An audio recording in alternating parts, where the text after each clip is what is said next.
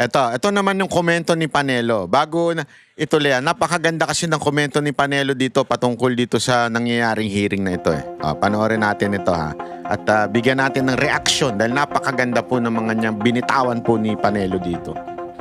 The House Justice Committee will resume today the impeachment proceedings against Vice President Sara Duterte. Good morning. I'm Attorney Karen Jimeno, and this is At the Forefront.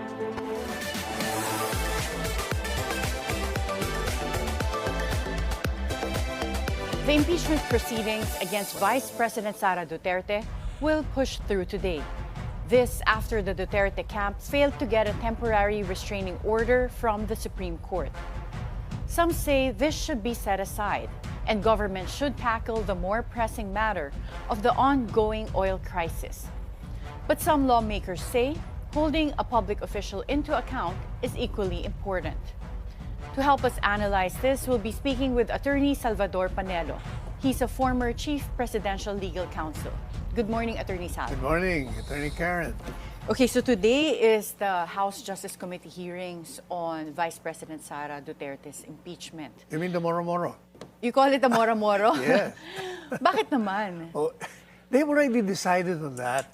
It's a foregone conclusion. They will transmit it to the House of Reps, and the House of Representatives will transmit it to the Senate.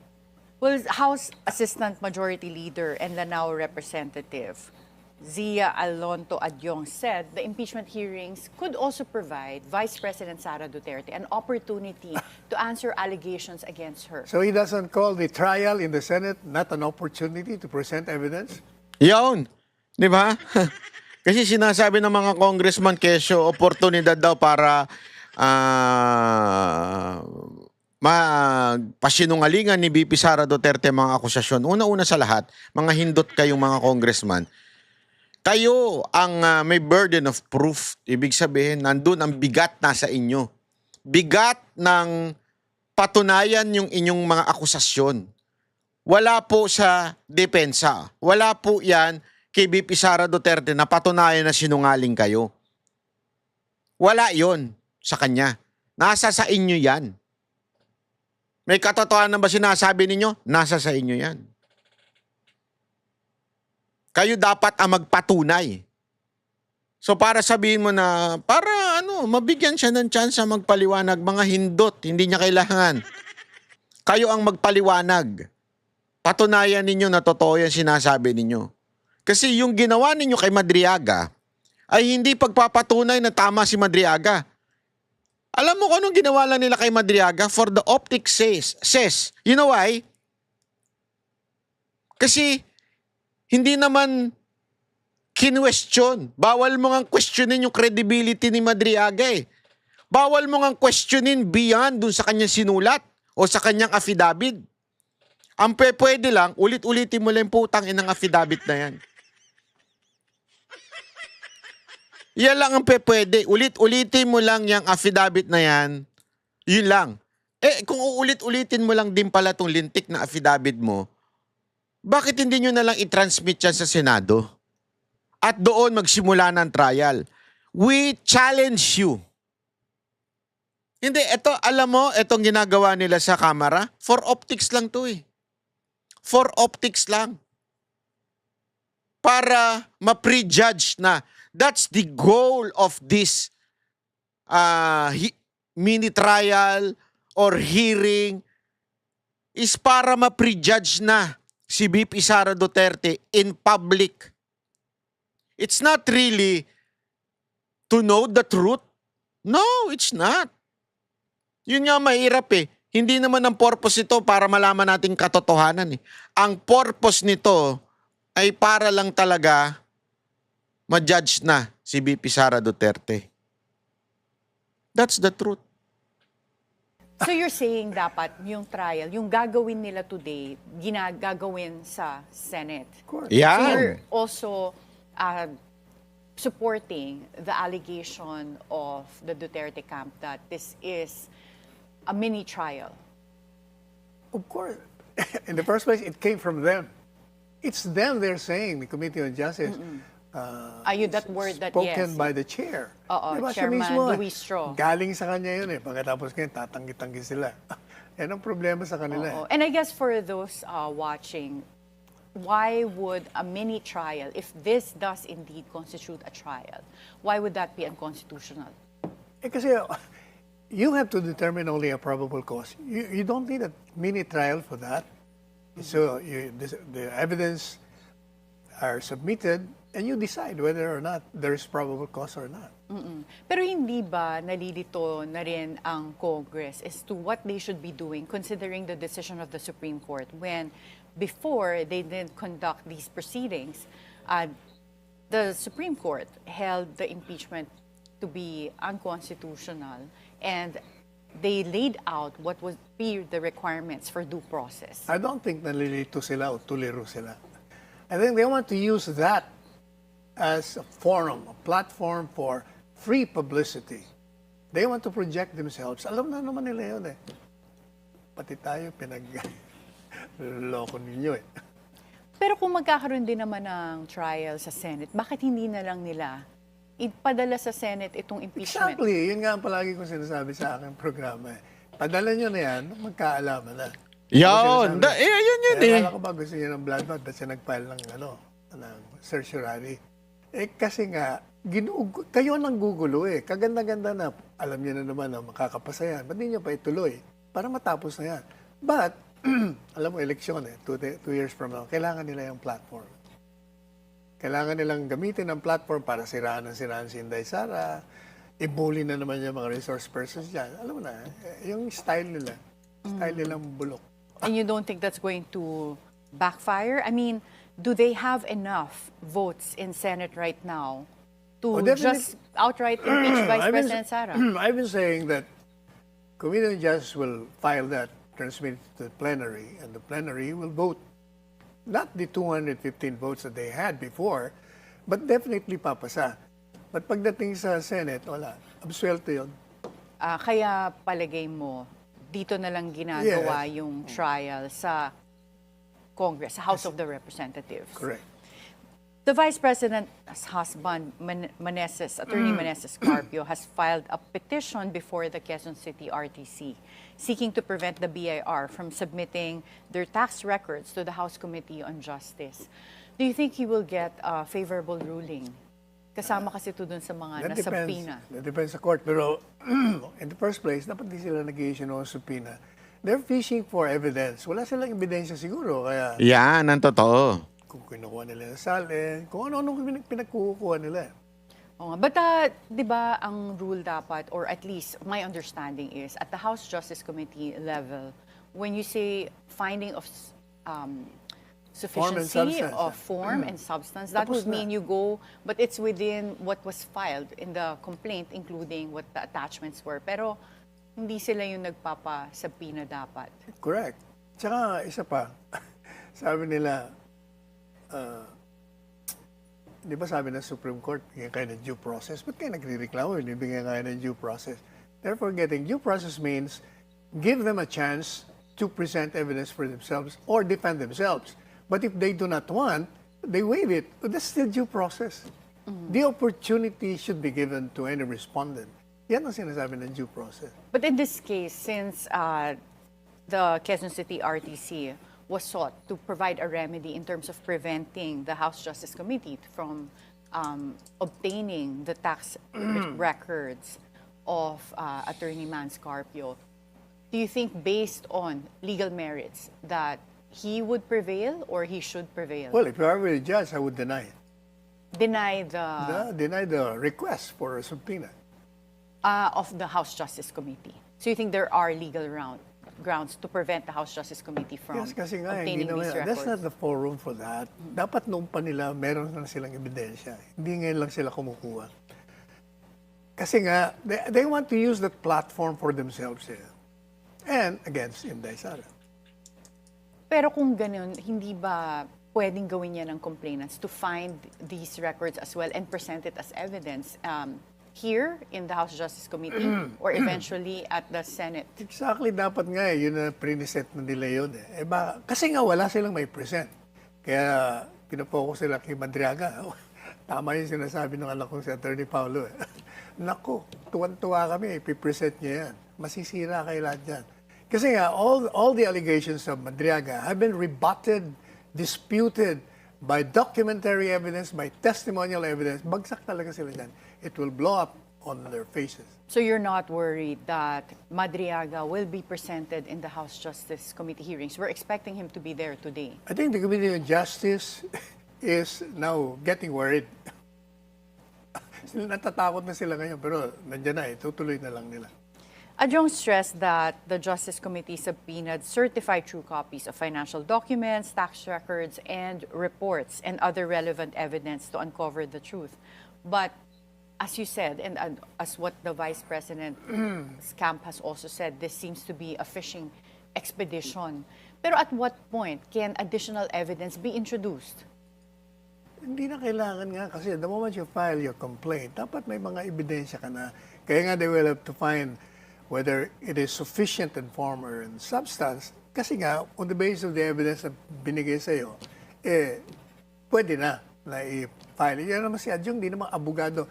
Mr. Adjong, tama na yung papasikat mo, hindi ka naman abogado. Pwede ba? Pag hindi ho kayo abogado, huwag na kayong pumasok sa teritoryo ng mga abogado.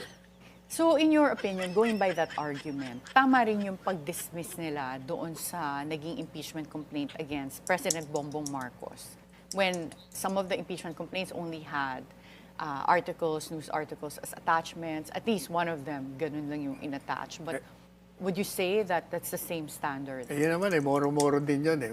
Pakitang tao lang yun. Gawa-gawa rin nila yun eh. Para kunyari, nag-file lang impeachment dito pero dinismiss namin kasi walang sustansya sa forma, pati sa aligasyon. Lahat yan moro-moro eh. So, si Attorney Michael Powa was also subpoenaed and he is also expected to appear in the House Justice Committee hearing today. Do you think there's a risk that he will be detained eventually and be cited in contempt? Kasi ganun yung nangyari dun sa isa ring Chief of Staff ni Vice President Sara sa Office of the Vice President, kay Attorney Zuleika Lopez. And Attorney Michael Powa used to be the Chief of Staff of Vice President Sara as someone from when she was still Deputy Department of Education Secretary. Well, given the recklessness of the Committee on Justice, it may just do that. But, pag ginawa nila, may problema na naman sila. Lalong magagalit ang tao sa kanila. But pag naisip natin na yung nangyari dati kay Attorney Zuleika Lopez, when she was detained, that's what triggered Vice President Sara to rant. And eventually, it's what made her utter yung, pati yung Yung imagined crime. Imagine crime. Well, diyan, maraming pa rin hindi nag-agree kung talagang grave threats yun, di ba? Against the President yung mga and hindi the First nag-agree, Lady. mga anti-inday yun. Pero kung objective ka, kahit anong tingin mo, on all fours, wala talaga. Yeah. Crime. But you're not worried that that might also push the buttons of the Vice President if they detain Attorney Michael Powa and, lead her to do something that would, constitute ranting publicly katulad ng nangyari in I the do not past? think so. So, kahapon, in your column, you wrote an article entitled Political Opportunists and Sycophants Abound.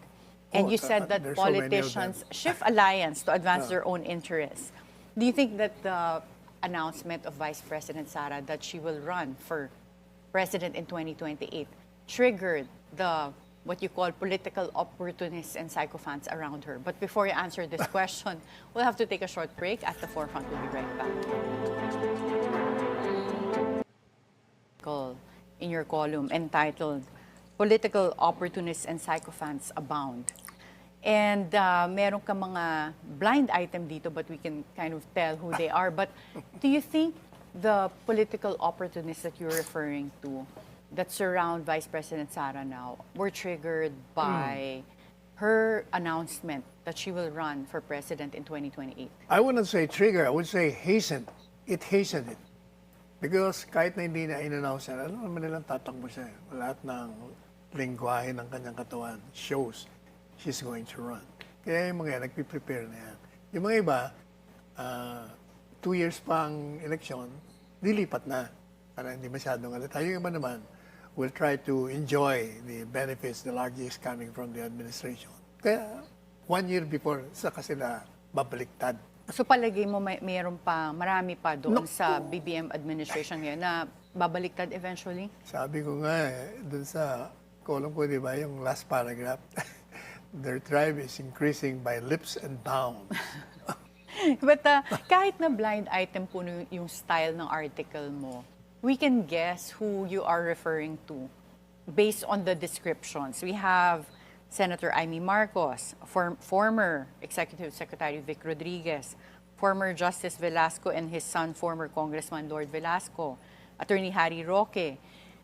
Just given the personalities you mentioned as like political opportunists, do you think that Vice President Sara sees them as political opportunists who are merely using her for her supporters or for her being a frontrunner in 2028? Number one, I never mentioned the names you Yes, mentioned. kami yung we gather from So- the description. Ito yung mga It's pero just kung a ito guessing nga game. yun, kung ito They yung feel mga yun. alluded to. Oo. Hindi ko kasalanan yun. Because, the description of everyone there applies to everyone who is an opportunist. Di ba? Lahat naman para-pareho. Para-pareho ang ginagawa nila. Pag malapit nang mawala ang power holders, lilipat na yan. Yeah. Meanwhile, nag-i-enjoy sila sa panahon na nandiyan pa. Kaya applicable lahat yan. Oo, pero for Kaya Vice President Sara, it could refer to anyone, not necessarily those persons you well, mentioned. I encourage people Grabe lalim ng yan ang gusto ko dito kay Panelo eh. Kaya ito honestly gusto ko tong to. Ito may pagkamasungit daw ito eh. No, hindi katulad daw nung anak niya na mas friendly. Although ang gusto ko sa kanya kasi sa kanya hindi siya yung politiko. Ito yung tipo ng tao na tatak Duterte rin. Pag sa tingin niya, political, parang opportunist, ibig sabihin, mga oportunista, talagang inaano niya. Talagang binibitawan niya. Kasi alam naman natin talaga kung sino-sino yung tunay na mga kaalyansa ni Pangulong Duterte at ng mga Duterte ever since. We all know that. At ito naman ay para bagang warning lang niya na mag-ingat tayo, there will be a lot of political opportunity, mga oportunistang mga politiko, mga trapong galawan. At ayan ay dinidiretso niya. Alam nyo, nakakatuwa. Nakakatuwa na may mga ganito pang tao. Actually, isa yan sa mga napansin ko nung nakausap natin, lalo na nung off-cam si pangalan nito, si Legarda, etong si Libiste. Makikita mo talaga yung genuine kind of heart nitong tao na ito, na hindi political na galawan. Kasi diyan din mo makikita yung puso rin ni Baste. But, again, sabi nga nila, in politics, it's addition, not subtraction. So, as much as we can attract politician in the camp of the Duterte, it's good. But we have to be aware. Yun lang naman ang sinasabi dyan.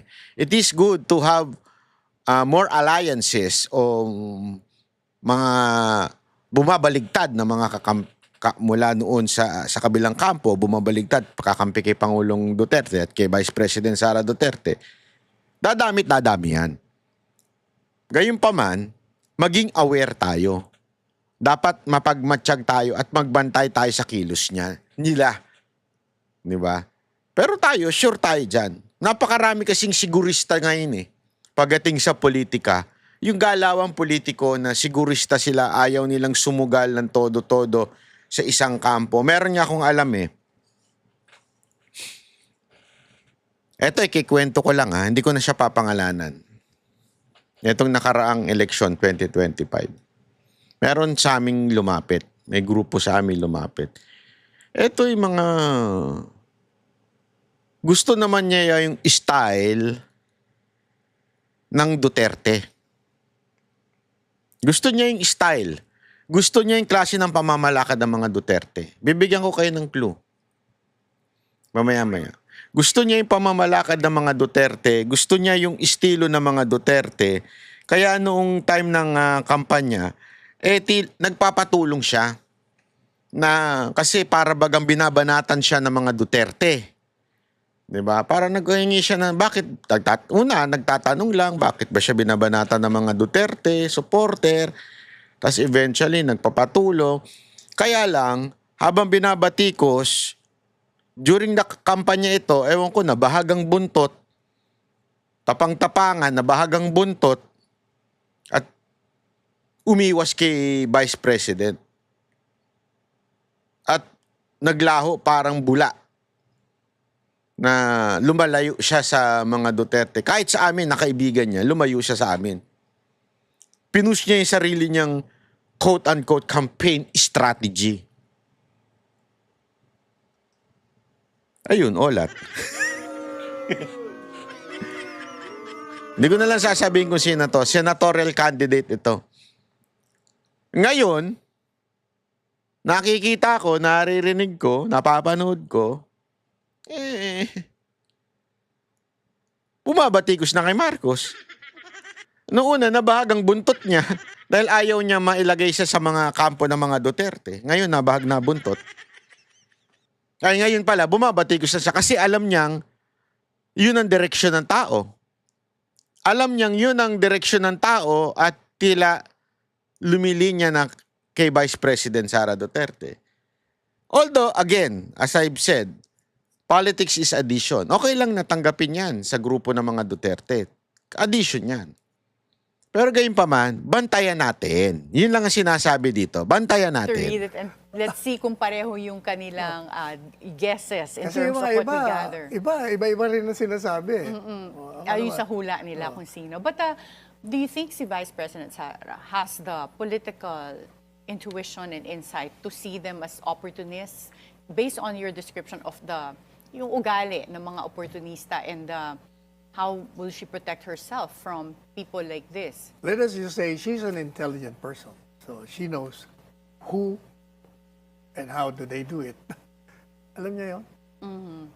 So, Marunong din. I believe, ako naniniwala din ako. Iba kasi iba yung pinapakita niya sa tao.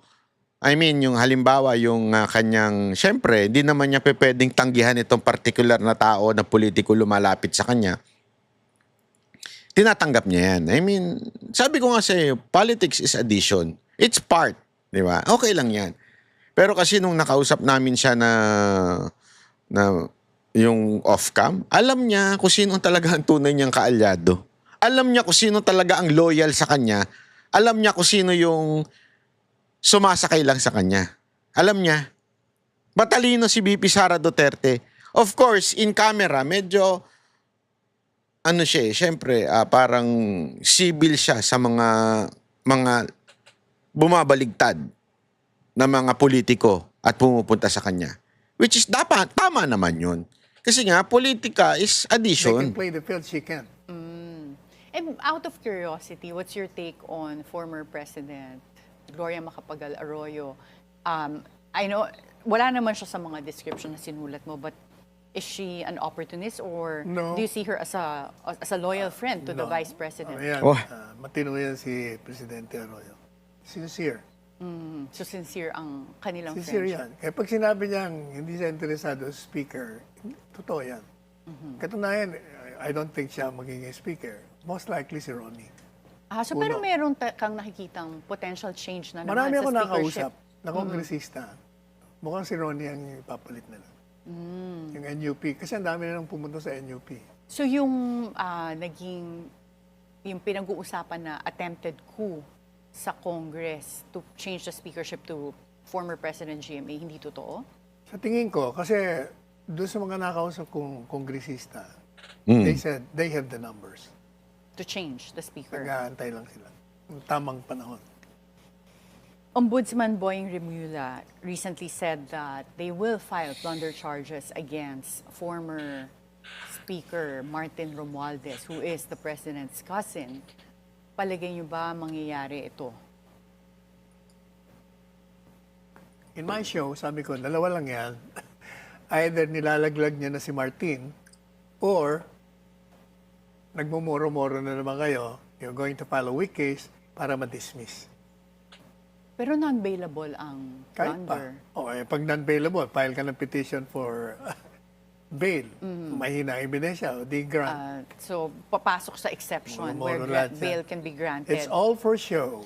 What would be the effect on President Bongbong Marcos if he fails to jail the big fish involved in the flood control scandal?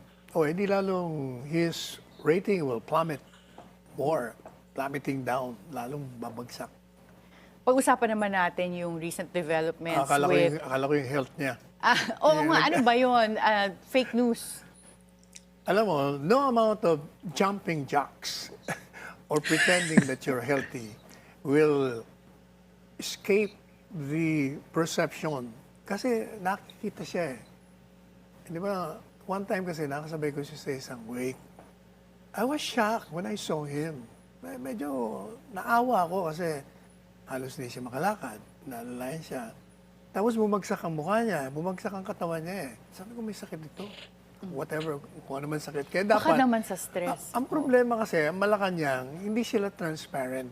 Kaya ang daming chismis, ang daming spekulasyon, kasi they created the problem themselves. Eh, dapat kasi nagpapalabas na sila ng medical bulletin. Wala namang masama doon na sabihin nila. In fact, between us, I prayed for his health. Kasi presidente siya eh. Whether siya hindi ako hanga sa kanyang pamamahala, eh tao pa rin yan, mamamayang Pilipino. Saka presidente siya. He's the leader of our Oo. country. Yeah. O kaya pagdasal natin. So, ngayon naman merong development with Davao City Mayor Sebastian Baste Duterte being officially appointed as the president of the Partido Demokratikong Pilipino or PDP Laban.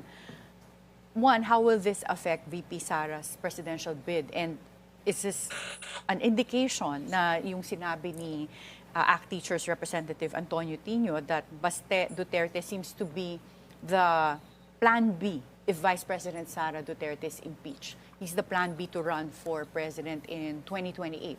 Wala. Hallucinating lang yan si Tino. Wala silang alam dyan. Saka, yung pagiging presidente niya, matagal na yan eh. He already assumed the presidency of the PDP Laban. Noong pa kasi nag-resign na yan si Senator Robin, ayaw niya na eh. Kaya pumasok na nga siya. Parang pinormalize lang nila yun. So hindi to indication ng other Hindi. plans. Wala yan. Palagay mo hindi siya... Saka alam mo, alam po ninyo, yung mga ganyang politika, depende yan sa sitwasyon eh. Kung anong mangyayari, hindi pa natin 2 years pa, mahaba pa eh. So if anything happens, ang daming senaryo po pwede mangyari. So ang tao ang magsasalita kung sino ang kukunin nilang presidente at vice presidente. You don't think it's a remote possibility na maaring si Mayor Baste Duterte ang pumalit kung sakaling Well, maging disqualified si you Vice President speak of- Sara? What did you say? Possibility? Yes. If you speak of possibilities, then sky's the limit. Kung probabilities, yun, medyo hindi natin alam. Oo. And after assuming the leadership of PDP, nagkaroon ng Rage Coalition, which includes Partido Reforma, Reform PH, and during this coalition, the other personalities present were, apart from Mayor Baste Duterte, Senators Christopher Bongo, Senator Robin Padilla, and Congressman Paulo Gagong Marcoleta. grab yun, no? So, is this an indication that the May tumawag, nag-order ako ng isang pagkain, sabi nung restaurant, wala na daw sila, canceling ko daw. Eh gago kayo wala eh, ba't ayaw niyong tanggalin dyan? Wala na pala kayo niyan eh, di tanggalin nyo na. Ako pa yung pagkakancelin nyo, mga animal kayo. Utang ina, pangalanan ko yung restaurant na yun eh, gusto nyo? O eh, wag na. Umorder kasi ko eh. Tapos paka-cancel sa akin. Kagaguhan nyo yun eh. Dapat tinatanggal ninyo eh. Pag alam nyong wala na eh. Init ng ulo mo. Banat ba yan? Sorry naman. coalition will continue to grow? Kasi meron na tayong Partido Reforma and Reform PH. Alam po niyo sa akin yung mga coalition na yan. Okay yan, maganda yan. Pero ang taong bayan pa rin. ang may hawak ng tagumpay o pagkabigo ng isang kandidato. Yun. Given Tama the yan. situation now, kahit na walang mga coalition, panalo si Inday Sara. At hindi Correct. ka worry na merong dark horse in the Wala, horizon? there's sinong dark horse? Or Lenny No. Robredo. I don't think VP Lenny will run. Natalo na siya. Ayaw niya nang masaktan ulit. Tsaka nga, alam niya naman ang sitwasyon. You mean, what's the situation? The situation is talagang si Inday Sara ang destined to be president. Okay, Yun. lastly, Kiko Barzaga. He's a known Duterte ally. He has already said that he will support Vice President Sara in 2028. Just yesterday, a court issued a warrant of arrest against him for 8 counts of cyber libel, and he surrendered to the Cavite police. Do you think that there's basis for him to say that this is political persecution, or is there really, this was really a long time coming na dahil sa mga sinasabi niya publicly? Well, ang tingin ko kasi Kiko nagpapakilala. Gusto niyang makilala ng taong bayan for future forays to the electoral offices that he might want to occupy. Pero dahil bata pa, saka hindi rin siya lawyer, so meron siya mga utterances na baka you're crossing the line. Ay, hindi calculated Oo. or ano. Kaya hindi yan- nandemanda siya. Oo. But sa tingin ko, dahil bata pa siya, gusto niya yun. Lalo siya makikilala.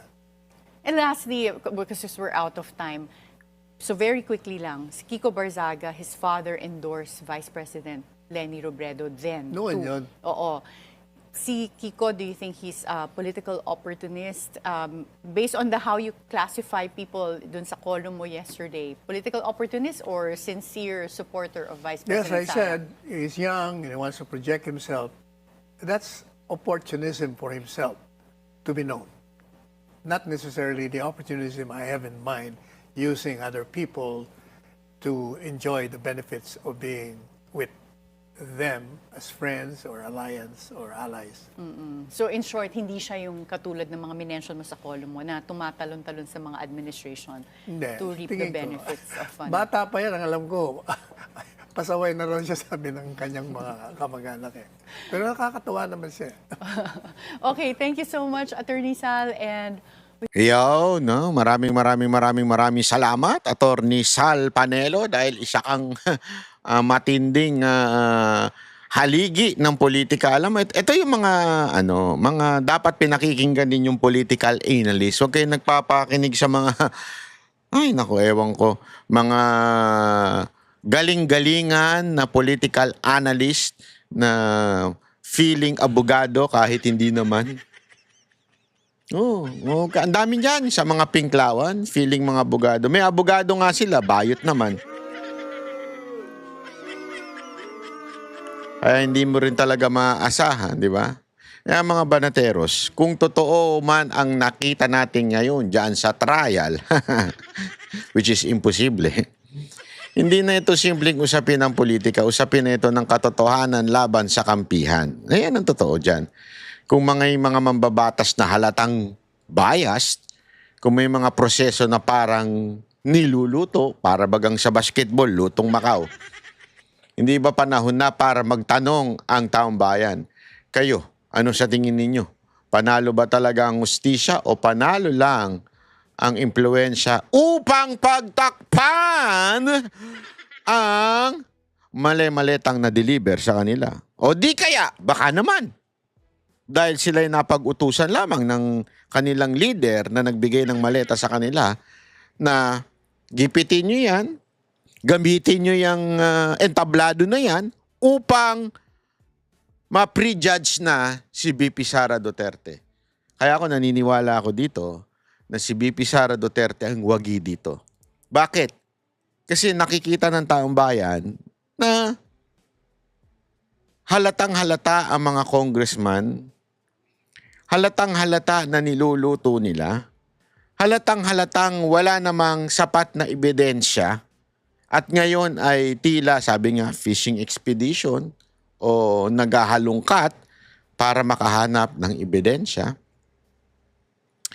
Kaya kung ako sa inyo, maganda, I-comment ninyo ang inyong mga opinion sa baba. I-like nyo ang video na to. Kung gusto nyo, mas ilantad ang mga ganitong issue, i-share nyo na. At syempre mga kababayan, baka naman pwedeng mag-subscribe na po kayo ng kayo naman ay tayo naman po ay umabot ng 1.5 million sa katapusan ng taon na ito. Yan ang ating goal. Ilan na ba tayo ngayon mga kababayan? Para sa mga nanonood dyan, tingnan nga natin kung ilan na ang ating subscriber. Ang ating subscriber ngayon ay 1.363. Oh. Sa isang buwan, umaabot ng 7,000 subscriber tayo. Kung 777, aabot tayo ng 500,000. 1.5, yan ang goal natin sa taon na ito. Maari po ba ako niyong tulungan? Paano niyo ako matutulungan kung hindi kayo nagsusubscribe? At paano niyo magagawa din yan pagka-subscribe niyo? I-share niyo ako sa mga kaibigan ninyo. Di ba? Para hindi kayo mahuli sa mga susunod na pasabog ni Banat Bay. Dahil dito sa Banat Bay, walang kinikilingan, walang pinoprotektahan, walang inuurungan, puro katotohanan na diretso sa inyo, mga kababayan. At alam nyo naman, ang mga media ngayon ay bayaran.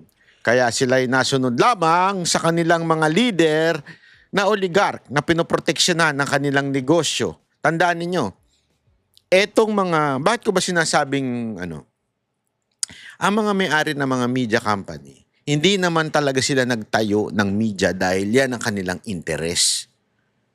Nagtayo sila ng media upang proteksyonan yung tunay na mga negosyo ng may-ari ng partikular na media na yun. Kaya nga kung papansinin ninyo, lahat na may-ari ng media, hindi yan ang kanilang main business. Ang main business nila iba. Yung main business nila ay mining, kuryente, o ano-ano pa. Yan ang kanilang main business.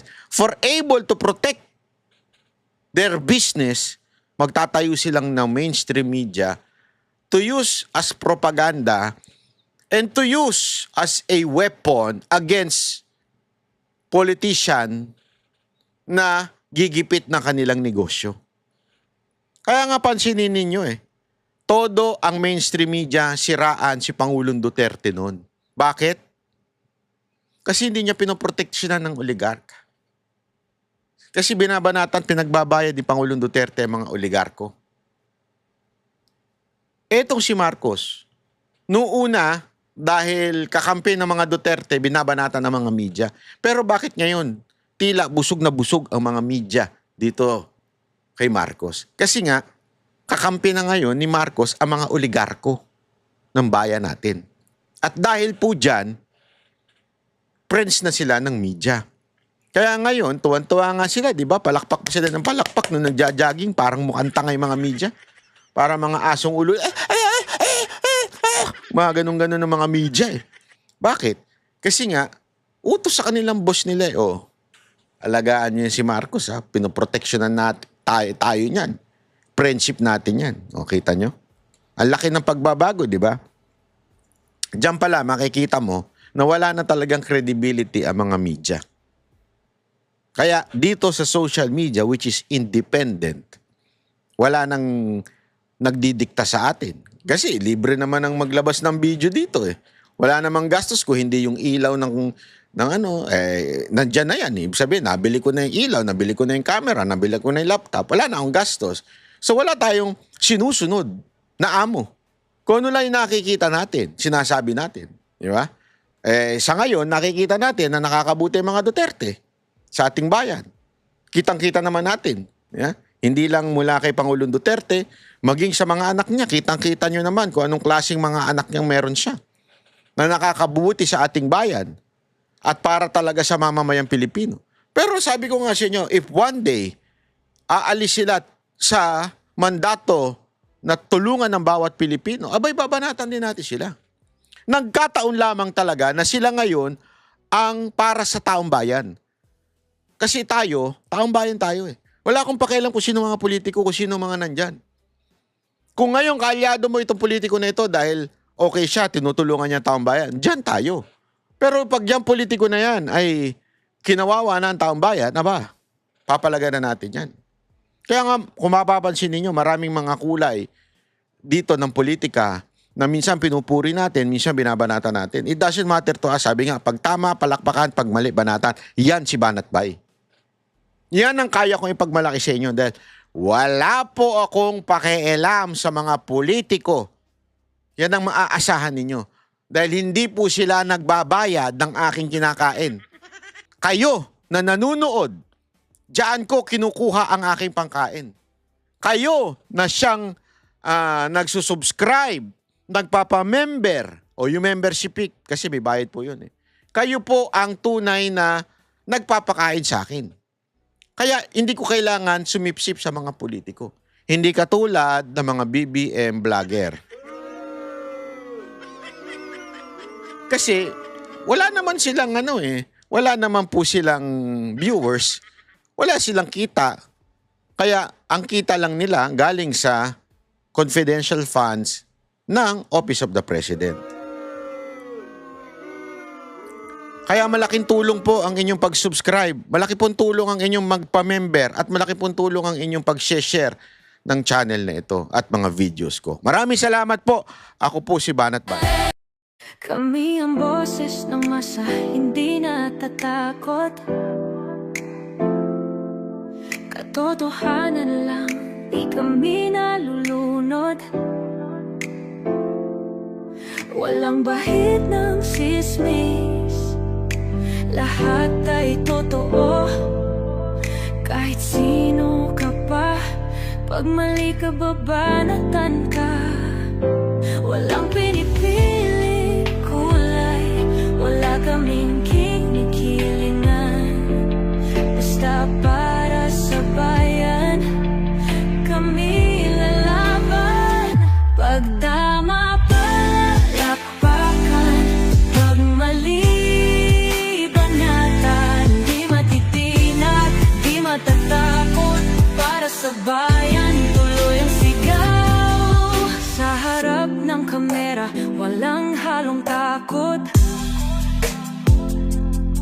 Mga baluktot, lahat kayo'y tutumba.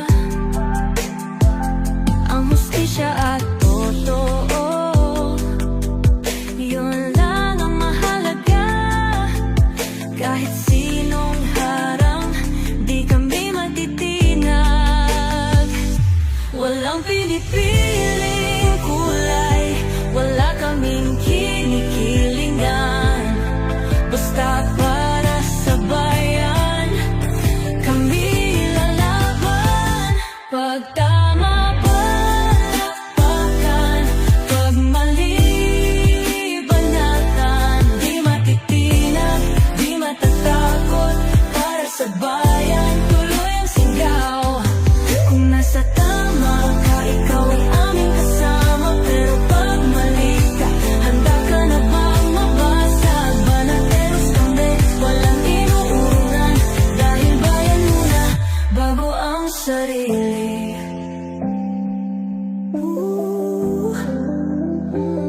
Bago ang sarili.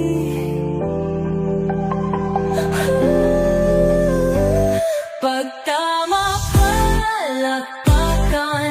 Pag mali, banatan. Banateros ang sigaw. Katotohanan ang laban.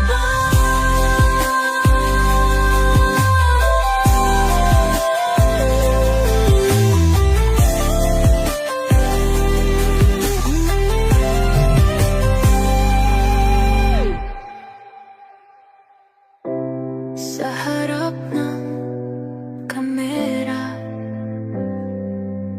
walang halong